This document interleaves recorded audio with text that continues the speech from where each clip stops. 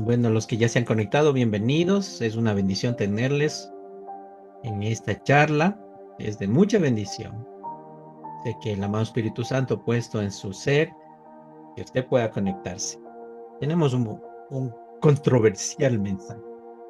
Cuando yo lo leí, le preparé, le discerní, le escudriñé, pues me llamaba la atención. Y mire, y una de las cosas que mientras yo preparaba decía, ¿por qué será que este tipo de mensajes en la cual ya vamos a ver, el Señor me pone para que sea el portavoz de estas cosas? No es la primera vez que me pone este tipo de cosas, perdón, este tipo de palabra, este tipo de mensaje. Entonces, yo me quedaba pensando y digo, Señor, ¿cuál es el propósito? De que esta charla, pues, escuchará a muchas personas, como usted sabe, yo publico, y que el Señor sea, pues, extendiendo el mensaje a quien quiera que Él quiera que escuche. Porque recuerde que los que están en el redil es porque en cuanto el Padre lo desea así. Es porque cuando la infinita misericordia que el Señor nos alcanza, perdón, es porque ya lo decidió y estamos aquí. Entonces siéntase bendecido por el hecho de formar este vínculo que nos une por medio de la palabra, por medio de Jesucristo, ¿sí? Muy aparte de toda doctrina, creencia, situaciones que pueden pasar alrededor de nosotros. Lo que nos une es Dios, lo que nos une es la presencia de nuestro amado Espíritu Santo, que por medio de Jesucristo nosotros fuimos redimidos. Nos une esta hermandad, nos une este contexto de amor, ese sacrificio vivo que hizo Jesucristo, pues eso nos hace un aliciente en nuestro corazón. Es porque es de tal manera el tema que vamos a hablar, como bien lo mencionaba, tiene un contexto de llamado de atención, si cabe, y me incluyo. Y el título se llama La iglesia que Jesús edificó, donde que si somos religiosos o somos revolucionarios, ¿sí?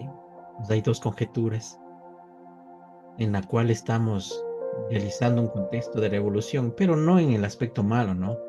Sino en el aspecto de que quitarnos toda venda que existe en nuestra vida, en las cosas que de pronto nos enseñaron mal. Y hoy un llamado que viene desde mucho tiempo atrás, es como que me dice, ya llegó la hora, el momento, quitarnos toda venda. No sé cuál sea el propósito completo de nuestro Señor, de nuestro Padre, de la forma como nosotros seamos estos instrumentos para dar este mensaje. Si usted está aquí en esta reunión, de alguna manera, humildemente he podido calar en sus vidas, porque la palabra que en la cual llega a mis manos no es porque yo adivine o escoja. Al momento yo sigo un plan, una mentoría de palabras, de temas si cabe, que van estructuradas. Están basados en un mentoreo de ser partícipes activos de la palabra. No que simplemente quede en un escuchar y ya pasó, sino que esa palabra que llega a mis manos, trato con ayuda de mi amado Espíritu Santo, que sea aplicable en nuestra vida. Que un mensaje llegue a calar en su vida y se dé cuenta que hay mucho más allá de lo que nuestros ojos nos ven, lo que nos enseñaron de las cosas. La presencia de Dios se debe vivir en todo instante, en cada instante, ¿sí? Entonces, de tal manera, este texto que le acabo de leer de no seas religioso, sé revolucionario. Y como viene decía hace un momento, y perdone que recapitule, eso es, este tipo de mensajes, no sé, de alguna forma llega y yo sin saber a dónde y qué tema ya me tocaba esta semana, pues yo digo que, ¿qué será que el Señor nos quiere decir, verdad? ¿Qué será lo que nuestro Padre quiere darnos desde el mensaje? y lo que usted escucha, pues, disciérnale de la mejor forma, no por agravio, sino porque en realidad, si usted está escuchando este mensaje o va a escuchar este mensaje, pues será que el Señor quiere transmitirle algo. No porque yo lo diga, sino porque las cosas se van dando. No se obligan, no se manipulan, no se presionan. El Señor nos pone esta palabra, esta bendita palabra, y que sea Él mismo dándonos y permitiéndonos discernir. De tal manera, vamos a abrir nuestras Biblias en Mateo 16, 18.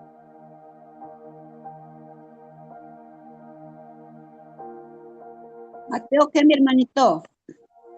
Mateo 16, 18. Amén. A ver, vamos a leer. La palabra, buenas noches con todos mis hermanos. La palabra del Señor se lee en el nombre del Padre, del Hijo y en el poder de su Santo Espíritu. Mateo 16, 18 dice, y yo también te digo que tú eres Pedro y sobre esta roca edificaré mi iglesia y a las puertas del Hades no prevalecerán contra ella. Amén. Sí. Vamos a coger el contexto porque esto ya vamos a explicar, ¿ya? Mire, y yo también te digo, ¿quién dijo esto? Jesús, que tú eres Pedro, y sobre esta roca edificaré mi iglesia, dice. Mi iglesia, dijo Jesús. No dijo la iglesia de Pepito, no dijo su iglesia, no dijo fulanito su iglesia, no dijo nada de eso. ¿Sí? Habla de su iglesia. La iglesia le pertenece a Jesús. Y tiene un contexto muy, ¿qué diríamos? Eh, Jesús al mando o la cobertura de Jesús hace que, dice, y las puertas del Hades no prevalecerán contra ella. No, no habrá algo que pueda dañar su iglesia. ¿Sí? Por eso de tal manera, pues, Jesucristo viene a ser el portaestandarte, nuestro comandante en jefe. ¿Sí? Y Él va adelante, sobre, atrás, a los costados, en todo, cuidando a su iglesia, a su iglesia. Él lo dice, ¿no? Y recalco esto es porque mientras vamos desarrollando nos vamos a dar cuenta que el decir cuando uno dice mi iglesia en forma de carne, nos apropiamos en un sitial que no nos pertenece, donde que cabe de que al decir mi célula, mi iglesia, nos hacemos dueños de las personas o las almas que se dice, diciendo, a ver, este pertenece acá, esta fulanito es de acá, este es acá y acá. Cuando, cuando nos hacemos dueños de algo que no nos pertenece, como yo lo decía, por eso es lo que puntualizo, que Jesús dice, edificaré mi iglesia, ¿sí? Asimismo, por favor, ayúdenme leyendo en Hechos 2, del 42 al 47. Hechos 2, 42, 47. Por favor, si no caso contrario, para leerle yo mismo, ¿ya? Hechos 2, 42 al 47. A ver, le leo. La palabra de Dios dice, y perseveraban en la doctrina de los apóstoles, en la comunión unos con otros, en el partimiento del pan y en las oraciones. La vida de los primeros cristianos y sobrevino temor a toda persona, y muchas maravillas y señales eran hechos por los apóstoles. Y vendían sus propiedades y sus bienes y los repartían a todos, según la necesidad de cada uno. Y perseverando unánimes cada día en el templo, ojo, cada día en el templo, y partiendo el pan en las casas, comían juntos con alegría y sencillez de corazón, alabando a Dios y teniendo favor con todo el pueblo. Y el Señor añadía cada día a la iglesia los que habían de ser salvos. Miren, es algo que quiero hacer una connotación bien honesta. Y parte de una pregunta en la cual quisiera partir. Si Jesús volviera hoy y visitara algunas iglesias, ¿qué cree que pasaría? Al ver todo el contexto que está pasando, porque quiero hablar en una forma general, no puntualizado para que no se malentienda, ¿sí? Entonces, si Jesús volviera hoy y visitara algunas iglesias, probablemente pensaría que fundó algún tipo de un club como que reservado, un club en la cual solamente existen personas que se quieren, o selecciona personas que estén en la iglesia, o simplemente como que se viera si vamos a términos empresariales, un tema de empresa familiar, que fulanito tiene una utilidad, la otra familia tiene otro cargo, que otro familiar tiene otra asignatura, que la familia mismo sigue siendo. Entonces, una empresa familiar, ¿sí? ¿Qué pasaría? ¿Por qué nos hemos convertido en movimientos más revolucionarios de la historia en una organización en la cual, qué pasa cuando ya viene a ser la parte cotidiana, un poco aburrida, ya es predecible, todo ya se le quiere mirar por ciertas situaciones que mientras más hago las cosas pomposas, es más llamada la atención? Pero ¿qué pasa con la gracia? ¿Qué pasa con adoración? ¿Qué pasa con la verdadera cultura, con la verdadera vivencia del Espíritu Santo? Jesús no dijo, voy a construir mi corporación, mi instrumentación, No, dijo, edificaré mi iglesia. Y evidentemente, si tomamos en términos empresariales, corporativas, porque ya le digo por qué, de la forma como se van construyendo, ¿sí? Las, las, las categorías, las divisiones, ¿sí?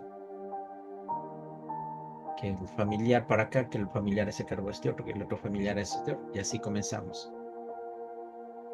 ¿Qué pasa en la cual nosotros ponemos esa diferenciación?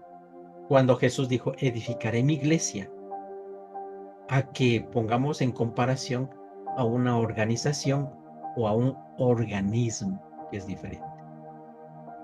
La organización tiene un estatus, un organismo tiene latidos.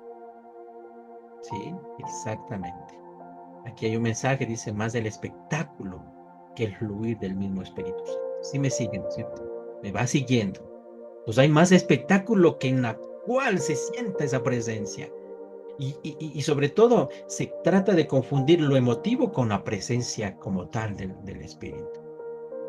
Entonces hay situaciones en la cual estamos colocando a la iglesia como tal, como una organización, no como un organismo vivo de lo que debería ser la palabra de Dios en vivirla, sino como una especie de organización en la cual solo estoy mostrando algo que me conviene mostrarle, si no la gente se me va.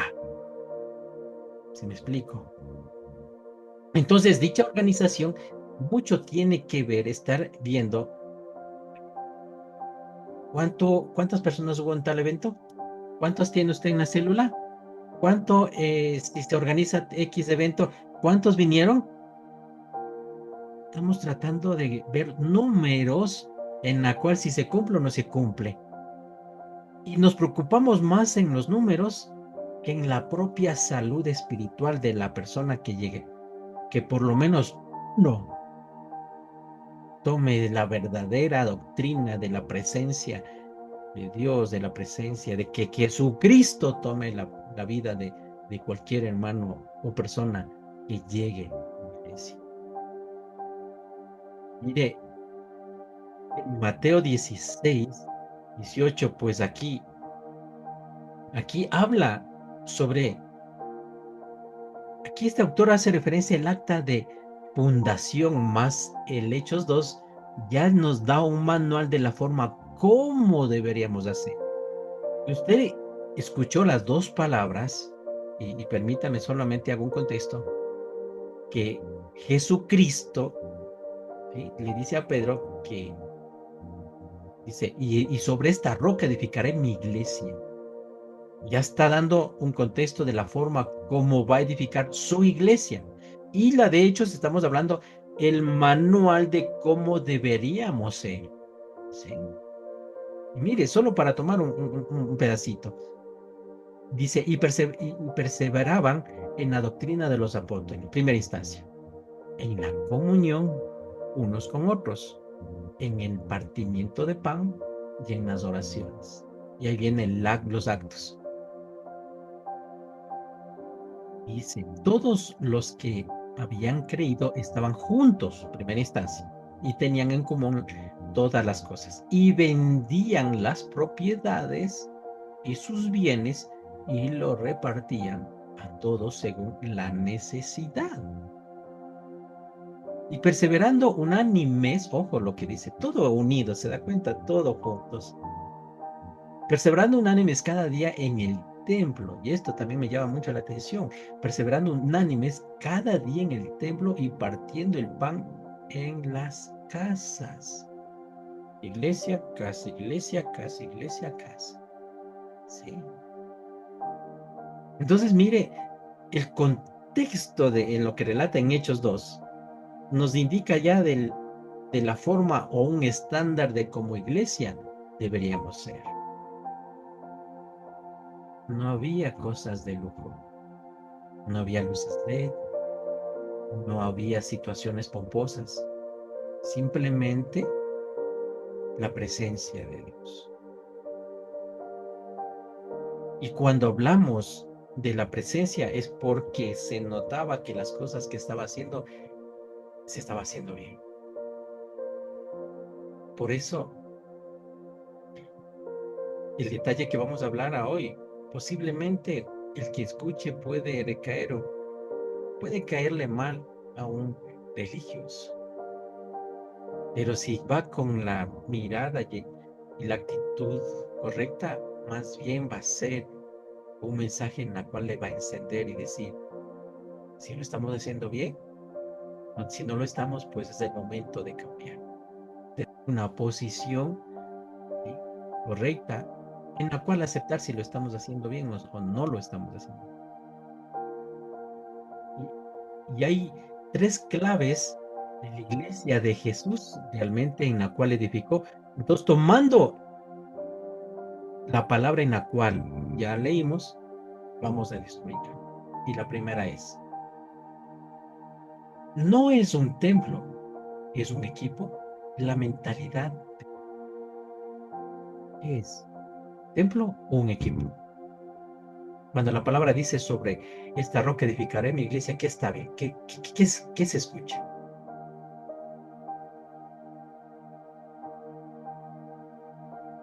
¿No se escucha más la música? Para apagarle. Bueno, mejor le bajo ya. Dice, Jesús no murió para que nosotros cada domingo vayamos a la iglesia, no es solamente escuchar el mensaje, salgamos motivados, y el día lunes, ¿qué pasó? Día martes, ¿qué pasa? Día miércoles, ¿qué pasa? Y así sucesivamente hasta el otro domingo. Sí. En el momento que eso está ocurriendo, que solamente hoy, de, de llegar el domingo para ir a la iglesia, sin tener una parte activa de las cosas de como creyentes deberíamos hacer, nos volvemos en creyentes espectadores. Ahí esto decía yo, a ver, Seríamos solo oidores del manito Fer, no hacedores. exactamente, como decía, creyentes espectadores, solamente espectamos y no pasa nada, ¿sí? Entonces, de alguna forma u otra, entonces lo que me llamaba la atención, aparte de tener esta creencia de espectador, ¿sí? Este autor hace referencia que me llamó mucho y es un poco fuerte. cristianos que pagan su entrada con el diezmo ofrendas, se sientan, miran el show, aplauden si les gustó y se van a la casa. ¿Y qué pasó? ¿Qué pasó con la presencia? ¿Qué pasó con la renovación, la restauración? ¿Sí? ¿Qué pasa? ¿Qué es lo que estaban enseñando en Hechos 2 los apóstoles? De la forma cómo se convivían unánimes, que si alguno estaba en necesidad, todos eran para ayudar a la persona. En Efesios 4:16 dice, todo el cuerpo recibe su crecimiento para ir edificándose en amor. Todo el cuerpo, todo el cuerpo, no ciertas personitas, ¿sí? Es como que yo le pongo un ejemplo ahorita. Imagínense un equipo de fútbol, ¿ya? Donde las 11 personas o 11 jugadores están en la cancha, pero solo uno juega. Y como los otros no se ponen a jugar, mejor se van a la banca. Entonces solamente uno se ha puesto la camiseta y juega. Entonces en el contexto deportivo dice, es ridículo pues que eso pase. Sí, dejan a una sola persona. Y a veces en estas circunstancias, el que uno se pone a la cabeza es uno. Puede ser un líder, un creyente, pero uno. Y digo, ¿y dónde está el unánime que como nos enseña la palabra? ¿Sí? ¿Dónde está toda la congregación? Pero hablamos la congregación, una congregación activa, no una congregación de espectáculo, de solamente espectadores, perdón, en la cual, a ver, vamos a hacer esto. Híjole, pero para hacer alguna situación más, lo que toca estar planificando, toca estar viendo disponibilidad. Y no quiero que me malentiendan, ¿no? Porque es como yo pongo un ejemplo, ¿no? Yo tengo ya un tiempo determinado apartado ya para el Señor, en la cual digo, a ver, hasta cierto tiempo yo tengo y estoy preparando la palabra. Este tiempo tengo reservado, yo no toco más. A ver, alguna cosa que posiblemente de importancia viene en las diversas tareas que yo tengo. Digo, no, no, en todo caso, yo tengo célula, no lo puedo apartar. No lo puedo decir, no, no, hermanito, ¿sabe que hoy no tengo? Porque me voy a tal parte, porque ya, no. Lo primero es lo primero y lo demás digo, no, por favor, en todo caso, mañana, en todo caso, antes o espérese más después. La prioridad está en que ya este tiempo está reservado. Se tiene ese compromiso de apartar este tiempo para Dios, ¿sí? Ya viene la pregunta. Todos tenemos ese compromiso porque si hubiera el compromiso, imagínense. si, si el grupo de WhatsApp que nosotros tenemos creo que llega como a 30 personas, sería espectacular que todos se unieran al mismo tiempo, imagínense, tuviera ese compromiso. Por eso el contexto, como yo escuchaba una prédica en la cual decía, a ver, ¿y qué pasa? ¿Por qué es que eh, todas las personas ven con mal criterio a los evangélicos o cristianos, como bien lo decía? ¿Por qué nos ven mal? ¿Por qué siempre existe ese rechazo que posiblemente que, a ver, vamos a escuchar la palabra? Oh, no, ya van a iniciar. ¿Por qué? Porque siempre ha habido un mal precedente de las cosas que no se debe hacer. Porque más estamos interesados en la conveniencia de una doctrina o un lugar a enfocarnos a las necesidades o a lo que una persona puede estar pasando en la vida de aquella persona. El pastor que en la cual yo le comento, en la cual escuchaba, decía, a ver, la iglesia debe ser una iglesia de enfermos, en la cual llegan con necesidad de la presencia de Dios, que Él nos dé esa paz, que de pronto venga a buscar sanidad, que de pronto llegue a buscar un consuelo, de pronto que venga a buscar un entendimiento, una comprensión. Pero tratamos de que como que la iglesia esté ¿cómo le digo? Con una cobertura en la cual no pueden entrar así personas que estén pecando, ¿sí? Entonces, dice, que no eres un consumidor, eres un contributor. Y dejemos de pensar, ¿qué hace la iglesia por mí? Y más bien dice que comencemos a preguntar, ¿qué hago yo por la iglesia? Y haciendo referencia a que la iglesia, no hablo de los, que digamos, de lo físico, ¿no? De las cuatro paredes, no hablo de la iglesia. Hablo de lo que Jesucristo nos enseñaba, de ser unánimes, que el cuerpo, que nosotros seamos, formemos un solo cuerpo, ¿sí? Que si Dios nos da ciertos dones, que Dios nos da ciertos, que destrezas si cabe, que eso no lo guardemos y no lo experimentemos, más bien utilicemos para que algo podamos hacer. Y cuando nosotros nos ponemos en ese sitial de que algo podemos hacer, pues la congregación se multiplica. ¿Por qué no estamos interesados en los números? ¿Sí? Viene otra pregunta. Si cualquiera de nosotros, si desapareciera el día de mañana de la iglesia, o usted decide irse de la iglesia, ¿cree que alguien notaría que se fue? ¿Alguien notaría su existencia o que ya no está? ¿Cree que alguien lo haría?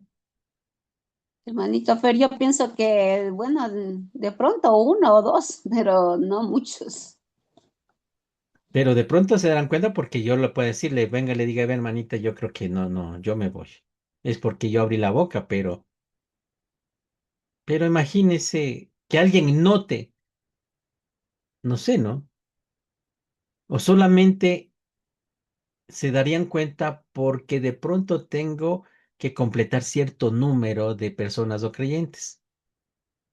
Es como que digamos, bueno, esta célula me invento, somos 20, L, ya, y falta uno. Y me preocupo más por lo que somos 18 y ya no 20, y no me preocupo el por qué, qué pasó. No sé si nota la diferencia. Me pongo a preocuparme y ahora ya no somos 20, ahora somos 18. Estoy preocupado más que el número, que el contexto de que qué pasaría con la persona. ¿Por qué? ¿Qué pasó? ¿Sí? Entonces, esa diferenciación, ¿sí? Esa diferenciación, ¿qué es? ¿Es un templo o es un equipo? ¿Qué mentalidad de cuerpo tenemos? Porque recuerde que por eso yo puntualizaba, edificaré mi iglesia, dijo Jesús. ¿Sí? Así que no es las cuatro paredes, es un cuerpo como tal, que nosotros como creyentes deberíamos, como nos decían, como decían en Hechos, mire, unánimes, para orar, para alabar, ¿sí? Y es más, y eso es lo que me llama la atención, dice que vendían sus propiedades para dar al que estaba necesitado. Y asimismo, el número dos aquí nos hace referencia. El secreto no está en el show, está en el ADN, o sea, lo más interior. La iglesia primitiva, como bien lo decía, no tenía tanta pomposidad, ¿sí? ¿Qué se, qué vivían? Vivían una doctrina no de opiniones, sino de verdad. ¿Cuál verdad? La palabra de Dios. Es que yo opino esto, es que Dios me dijo esto, es que el Espíritu me dijo esto, es que hay que hacer esto porque yo soñé, es que el Señor... Mire, la edificación, primero viene, cuando Dios nos habla, primero la edificación viene con nosotros, ¿sí? Es como que alguien dice, vea, es como que, no sé si he escuchado que hay ciertas personas o personajes que dice que pueden leer el futuro, ¿no? O personajes en la cual dice, mire, ¿sabe qué? Yo puedo arreglar su situación financiera. Tome, póngase esta situación, hágase un baño de esto y verá cómo le va a llover el dinero. Y si quiere también encontrar marido, pues tome estas esencias. Ve. Y ahí la pregunta es, pero si eso fuera tan efectivo, ¿y por qué no comienza por usted mismo? Sí, pero eso no funciona así. Por eso en la doctrina que establecieron los apóstoles, por eso dice, perseveraban en la doctrina de los apóstoles. ¿Cuál apóstoles? Los discípulos de Jesús, pues. Hoy todos tienen su verdad. Ojo, cada uno tiene su verdad, su propio criterio. Dios me dijo esto, yo siento este otro, y llega un punto que ya no más, ya basta, ¿sí? Ya basta. La iglesia que Jesús edifica se casa con la palabra, no con, no con las emociones, no con que Dios me dijo esto, yo siento este otro. Hay que hablar con la verdad. ¿Cuál verdad? La palabra. En segunda de Timoteo 4:3 ya lo profetizó, dice aquí, no sufrirán la sana doctrina, o en otras palabras, no van a tolerar la sana doctrina y apartarán de la verdad del oído. O en otras palabras, que se apartarán de la verdadera doctrina. ¿Sí? ¿Por qué? Porque estamos ya en un contexto. De pronto, ¿cómo le puedo decir? Que es como que uno amanece y algo siente, y lo que siente dice, no, es que Dios me habló. Y tampoco no quiero que me malinterprete, porque imagínese, esta charla suma justamente, mire, y es por eso lo que yo hablo de un contexto de que coincide las cosas, que yo también escuchaba una prédica de Ante Gebel, y él hablaba también de este contexto, que estamos en una era que Dios me habló, es que Dios me dijo, es que Dios dijo que esto va a pasar en tu vida, que dijo Dios, yo hablé que esto va a pasar, que este otro, y comenzamos a decretar cosas que posiblemente ni siquiera podríamos estar autorizados en decir.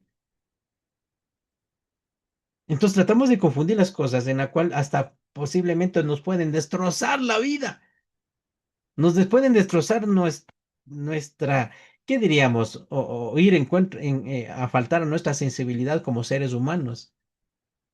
Porque posiblemente nos puedan atacar con esta frase que la están tomando. Es que Dios me dijo.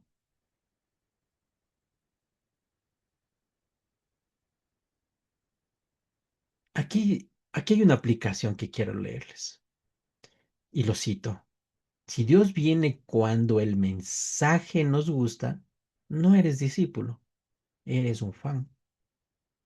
Los fans aplauden, los discípulos obedecen. Yo cuando leí esto, yo digo, wow.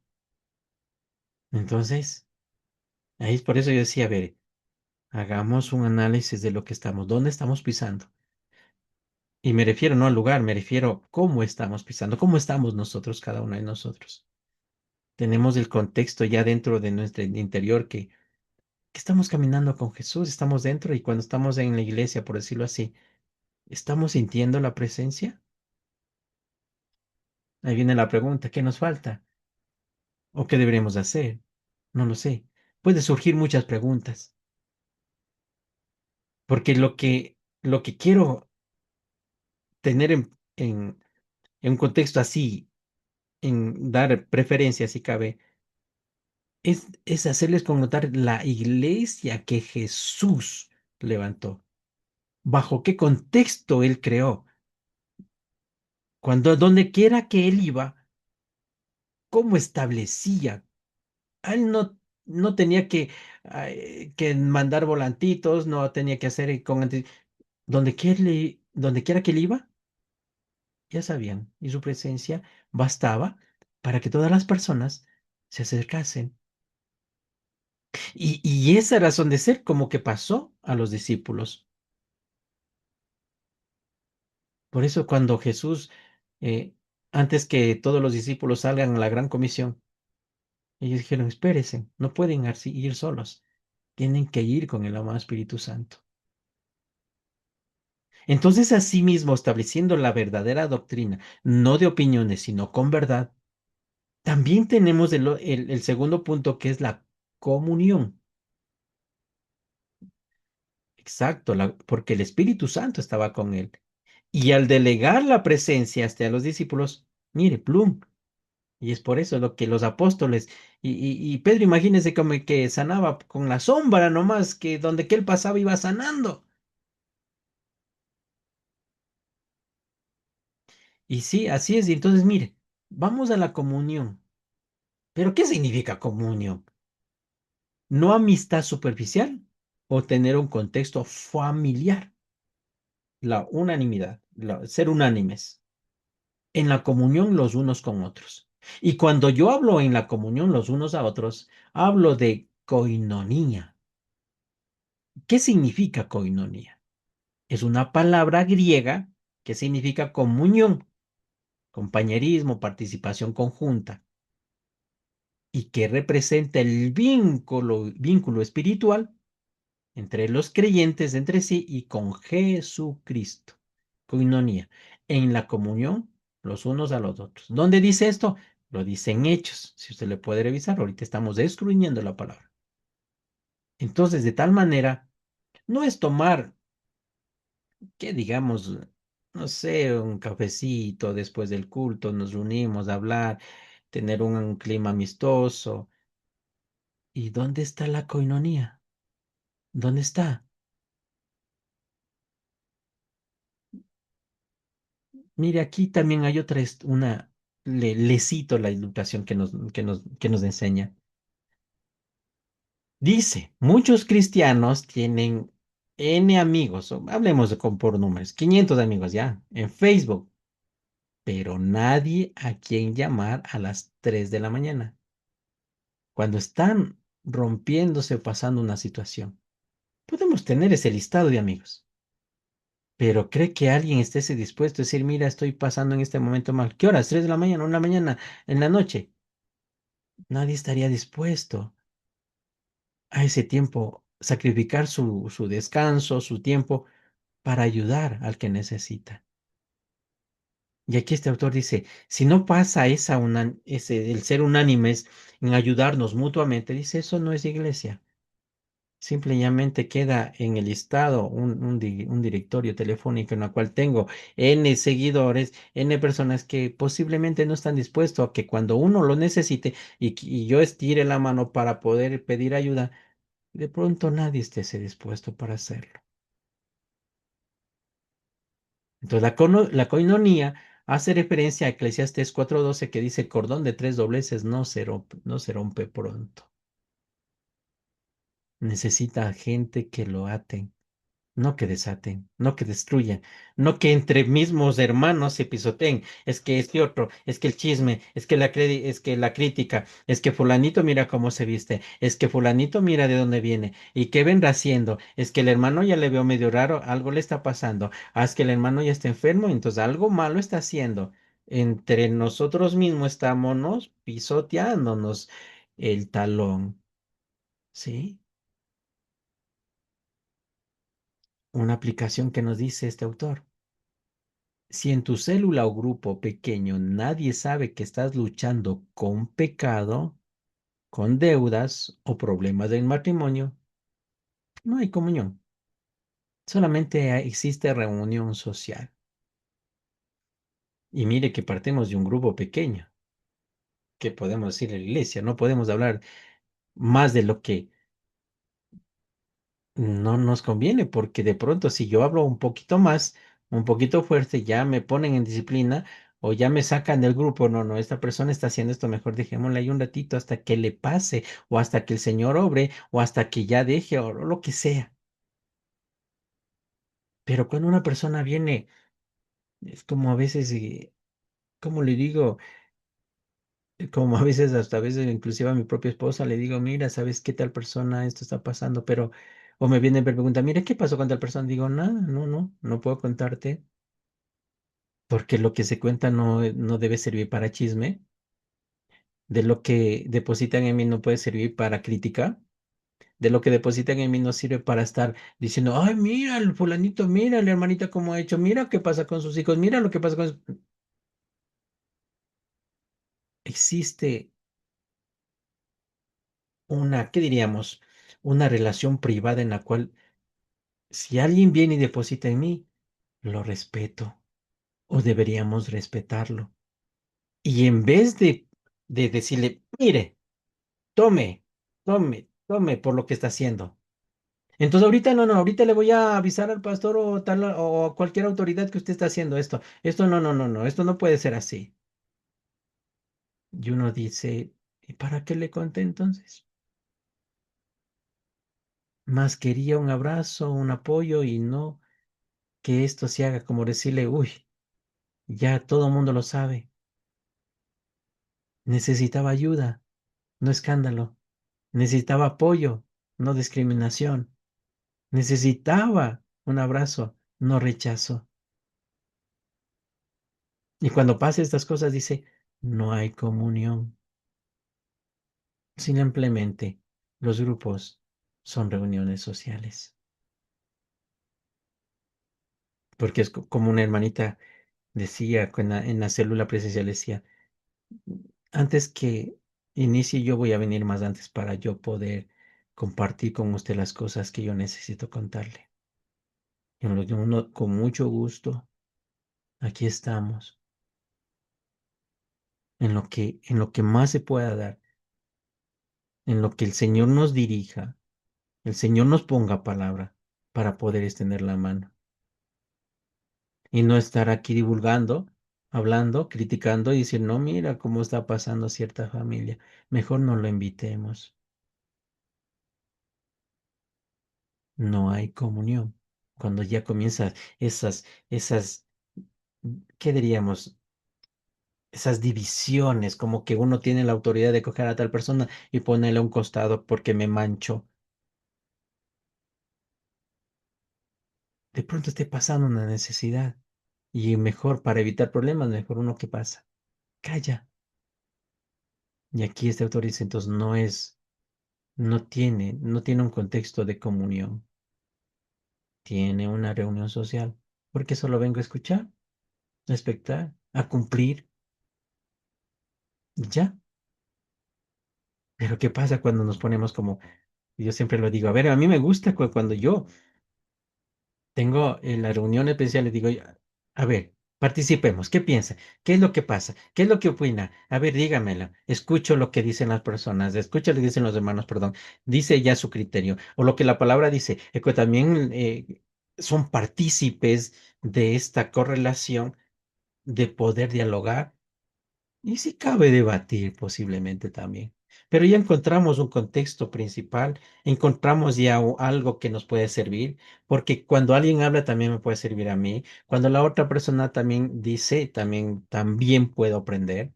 Ya formamos que cada persona pueda tener que pueda desahogarse si cabe, ¿sí?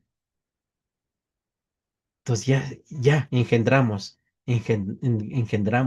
coinonía, porque estamos nosotros haciendo partícipes.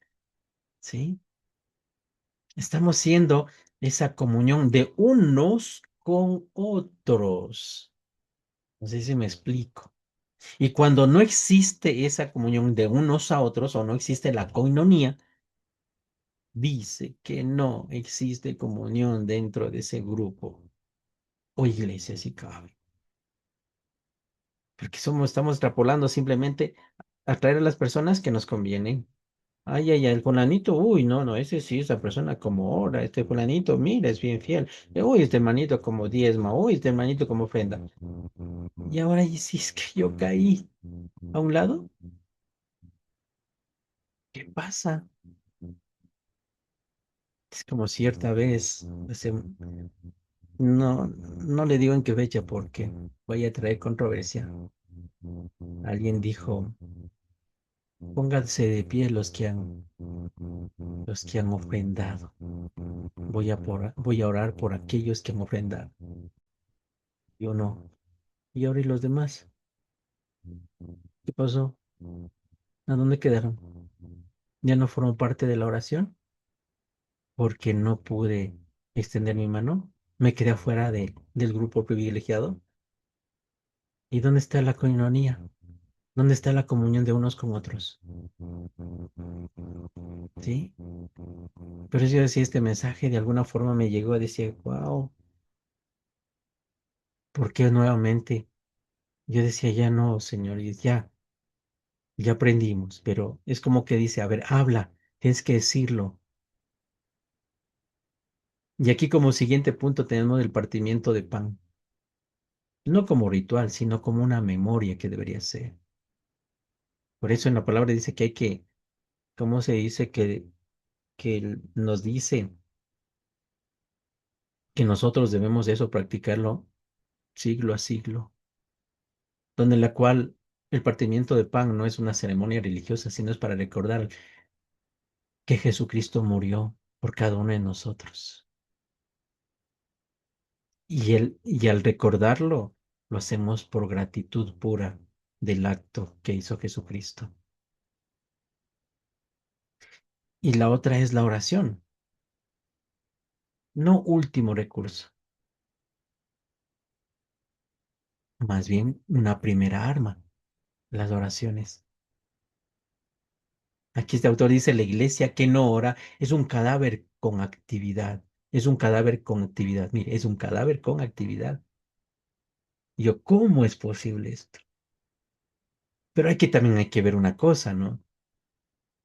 ¿Qué pasa cuando le obligan a orar? ¿Qué pasa que se debe cumplir la oración? Yo digo, ¿dónde está la necesidad y el sentir verdadero? Decir, yo quiero unirme a oración. Yo quiero ser partícipe de un clamor. No es que ya toca ir, es que me dijeron esto, es que tengo que hacer esto y otro, es que tengo que cumplir tal horario y a veces, inclusive lo que a veces me da tristeza, sabiendo que ya llegó un tiempo de oración por las asignaciones que se hace por detrás de cámara, por decirlo así, peleando, discutiendo.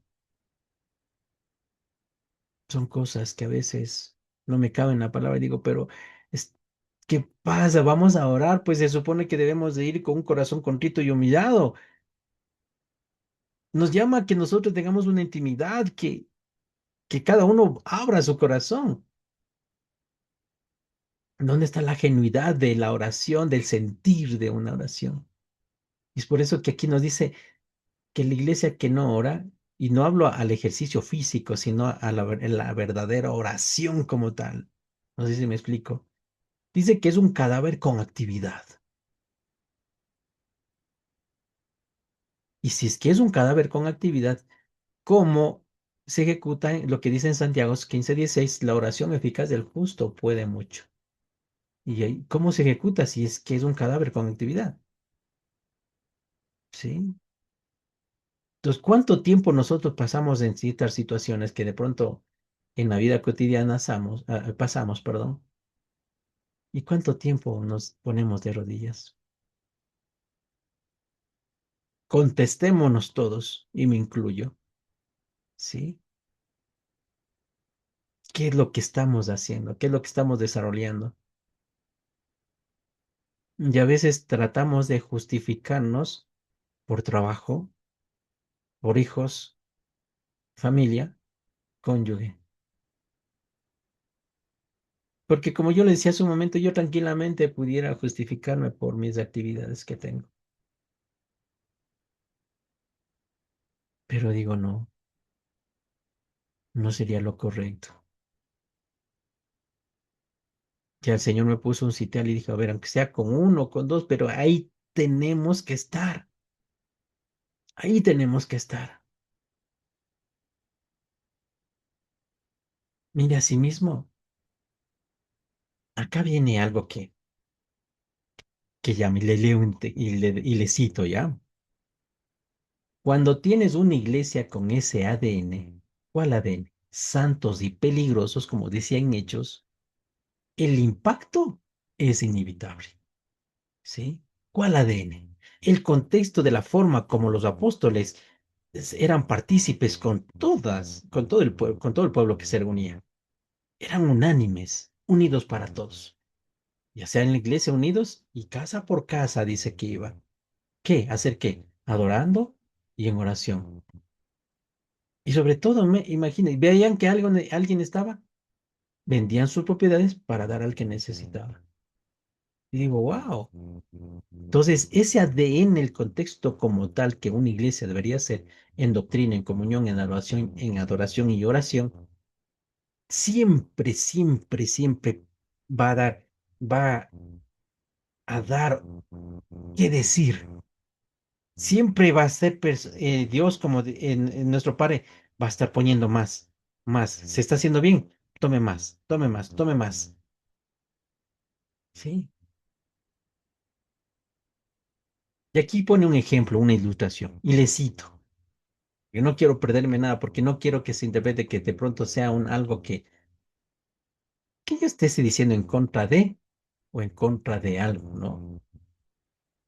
Dice, si le metes en una lata de Coca-Cola, o sea, una lata de Coca-Cola en el océano no se convierte en la Coca-Cola. Más bien la Coca-Cola se convierte en el agua salada, ¿verdad? Pero si metes una bomba en el océano, ¿qué pasa? El océano, ¡puf!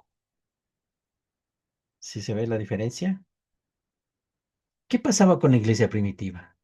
No era una lata que venía, una simple lata y botada al océano. Es que era como una bomba a donde que iban. El poder del Espíritu Santo expandía, ¿sí? Y quemaba toda la cosa corrupta, porque más prevalecían las cosas que en realidad se practicaba en bien. Imagínense llegar al punto que vendían sus propiedades y repartían, imagínense. Y la palabra nos dice, tenían en común todas esas cosas. No solamente el líder, no solamente en en el versículo no solamente eran los discípulos, eran todos, tenían ese mismo sentir. Todos tenían el mismo sentir.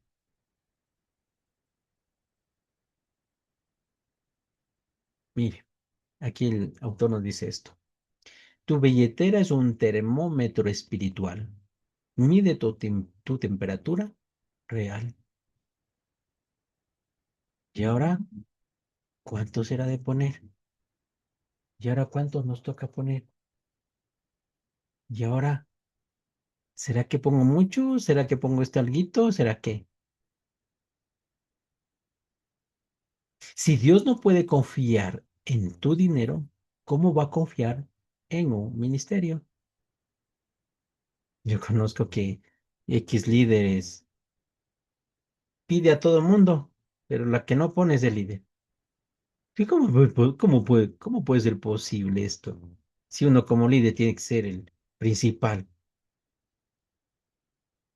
Y es más, obliga a las demás personas que tienen que dar. Pero ¿y la persona en autoridad no da? Digo, no puede ser. Eso no existe entendimiento ante la situación. Por eso dice en Hechos 2:47, el Señor añadía cada día a la iglesia, y ojo, los que habían de ser salvos. ¿Se da cuenta? Cuando se practica la verdadera doctrina de la verdad, no por criterios o comentarios, dice que Dios va añadiendo más personas que deben ser salvos. ¿De quién se encarga de que una célula sea así? O la iglesia, pero hablamos ya como iglesia. Se encarga Dios mismo. Pero a veces Dios ya pone en las personas, pero nosotros mismos nos encargamos de tener esas diferenciaciones de que esta persona sí les dañamos espiritualmente por lo que no se tiene una buena doctrina establecida, por basados en el amor, la misericordia y la bondad.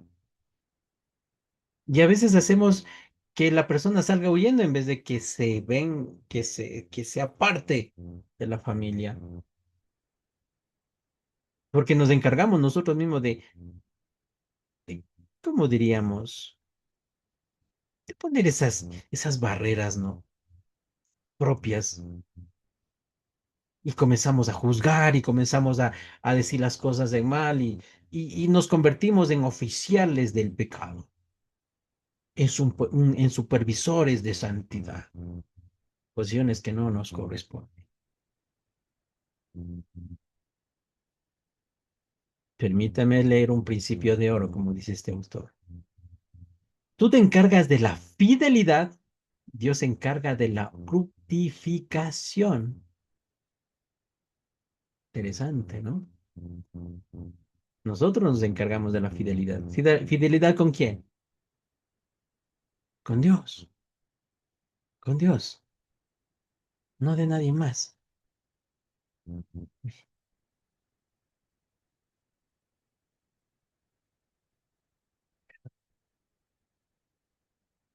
Y aquí viene otra. Deja de obsesionarte con los números y obsesiónate con la intensidad. Cuando la iglesia es real, el mundo no puede ignorarla. Sí. La iglesia no es un lugar al que vas, es algo que tú eres. Simple. Yo cuando leí esto digo, qué bárbaro, qué tremendo esto.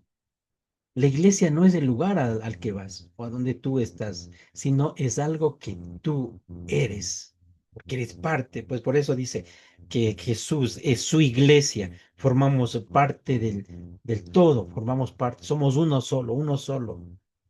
Entonces yo soy, a ver, es algo que nosotros somos, no por la iglesia. No es un evento al que asistes, es una misión que vives. Ojo. Jesús no está buscando religiosos que cumplan rituales, está buscando revolucionarios que cambien la historia por medio de los frutos del Espíritu. Bien dicho, ¿no? De tal manera, hay un desafío que nos pone. Deja de ser espectador, involúcrate, sirve y usemos nuestros dones. Busca profundidad, no entretenimiento. Si solo vienes al show, quédate en casa viendo una película, así de simple. Sé peligroso. ¿Pero por qué? Porque estamos con nuestro amado. Vive tan diferente que el mundo. Pero vámonos del contexto de humildad, sencillez, templanza, perdón. ¿Sí? Ya la decisión es nuestra. ¿De qué nosotros ser partícipes de una iglesia viva? De todo en cuanto nosotros podemos aportar y hacer, no con iglesia física, no me vaya a malinterpretar, sino a lo que Cristo nos enseñó. Seamos de esa luz en la oscuridad. Deseamos de esa sal que necesita este mundo para las diferenciaciones que existen en esta sociedad, en esta mezquindad, en las situaciones que pasa posiblemente en la propia familia. Seamos esa sal que necesitamos, que nosotros en vez de que estar poniendo divisiones en la familia, en la iglesia, en la célula, etcétera, nosotros seamos esos concentradores y tratar el ser el simiente de la comunión de unos a otros. No llegarnos a sentar y ya y nada más, sino ser partícipes de lo que el Señor nos pone. Porque cada uno puede establecer un servicio en el lugar donde usted se encuentre. En el lugar que usted está, se puede hacer mucho. Y no hace falta ponernos en una situación en la cual que, ay, sí, tengo que avisar a todo el mundo para yo quedar bien y hacerles ver que yo estoy haciendo bien. Tener un instante a ver. El objetivo que no sea para ser vistos en vanagloria, más bien poner un testimonio en la cual contagia a los demás, que es muy diferente. Así que vamos a ser parte de la solución, no del problema. Y definitivamente apartarnos de la religiosidad y ser partes de un acto de revolución. Pero no en el aspecto malo, sino ser revolucionarios en que ya es basta de estarnos unos por acá, otros por acá. Es que sí, si ya no me siento conforme, pues yo voy a apartar y formarme mi propio grupo para decir lo que realmente, supuestamente, es lo correcto. No de opiniones, sino de la verdad, en la cual todos debemos asentarnos ahí. y de una vez por todas terminar con la manipulación, la presión, que usan la misma palabra para poder manipular a las personas para que idealicen las cosas y eso no es así. Bien lo decía, dice, es un cadáver, ¿cómo le decía? Es un cadáver vivo, que está muerto, pero estoy ahí, estoy mirando, estoy caminando, pero no puede ser nada, es como que estuviera a todas las manos. Y estoy esperando nomás que me den la instrucción para yo poder seguir haciendo. Cuando nos llama a ser partícipes. Porque el ser partícipes comienza inclusive en la propia familia, en que si hablamos de queremos servir, aprendamos a servir en la familia primero, en casa primero. Esta iglesia comienza, nuestro primer ministerio, como bien Sola dice, comienza aquí en la familia, en nosotros primero. Y de ahí siendo ese testimonio vamos a salir a ver ahora sí, ya aprendí a tolerar, ya aprendí a perdonar, ya aprendí a ser bondadoso, ya aprendí a sacrificar. Ahora sí vamos a ver cómo puedo ser por mi prójimo. Comunión con unos y otros. ¿De acuerdo? Así que eso íbamos a hablar en esta noche y que el Señor pues sea otorgándonos ese simiente de la verdad, quitarnos de una vez por todas toda venda. Y es suficiente lo que hemos pasado. Cambiemos el mundo en nuestro sitio. Seamos de ese granito de arena en la cual seamos portadores de algo diferente de lo que Cristo nos enseñó. Ya basta de criticar, de chismear, de hablar, de aplacar a las personas que de pronto alguien se equivoque. No juzguemos, porque de tal manera a sí mismo el Señor nos juzgará. Y aprendamos a perdonar, porque si no perdonamos, tampoco Dios nos perdonará. Ya es suficiente el contexto de la división, ya es suficiente de la crítica, del chisme, ya es suficiente, ya no más. Sintamos la verdadera comunión de unos a otros, en que podamos abrirnos unos con otros de nuestras debilidades. Y como siempre lo sé decir, hay ropa sucia que se lava en casa y que a veces nos da vergüenza decirlo. Pero si tuviéramos una comunión unos con otros, de pronto yo esté mal. Ahí viene la pregunta, ¿qué haría usted si yo resbalara? Simplemente no vendría la célula, ¿verdad? ¿Qué va a venir con este pecador? ¿Dónde está la ayuda? ¿Dónde está el extender la mano? ¿Dónde está la comunión de unos a otros? Si alguien ha caído, ¿por qué no estrechar la mano como Jesús le dijo a la mujer? Y dime quién ahora te acusa, que ni yo te acuso. Yo digo, wow, y así podremos nosotros ser como Él, ¿verdad? Solo un poquito nosotros aprender de Él, de que siendo Él mismo, Él no juzga, pero nosotros sí nos ponemos una palestra en la cual estamos listos para señalar con el dedo a quien se equivoca, a quien falla. Verdadera iglesia debería ser, como bien lo decía, una verdadera en la iglesia en la cual estemos unánimes juntos, en que nosotros podamos estar alineados en lo que Jesucristo nos enseñó y nos enseña y nos seguirá enseñando por medio de su palabra.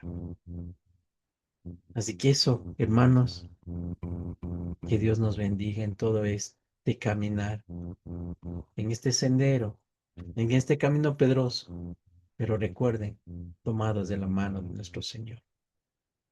Que así sea.